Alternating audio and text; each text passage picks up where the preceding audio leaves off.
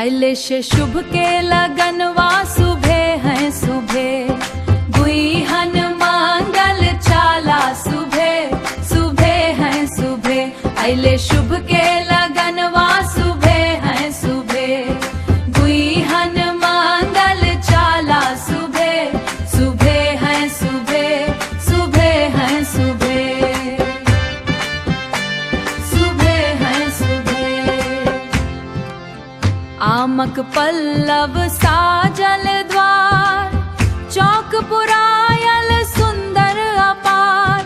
माई सब गावे मंगलाचार, सुबह है सुबह सुबह है सुबह। ढोलक बाजे झांझ बजे, खुशी की लहर घर घर सजे। देवता सब आशीष दिए, सुबह है सुबह सुबह है सुबह। अले शुभ के लगनवा सुबह है सुबह, गुईहन मंगल चाला सुबह सुबह है सुबह सुबह है सुबह। जनकपुर सन सजल अंगना, हंसत छथि सब सखी सजना।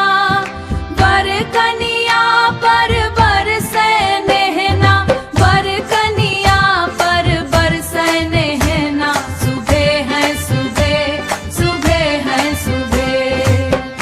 शंखनाद आवेदक वाणी, पावन बनल विवाह कहानी।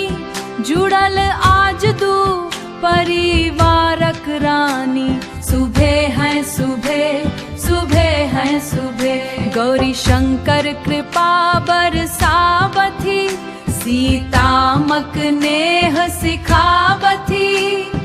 दूल्हा दुल्हन सुख सौ रहथी, सुबह है सुबह सुबह है सुबह। सात जन्म बक बंधन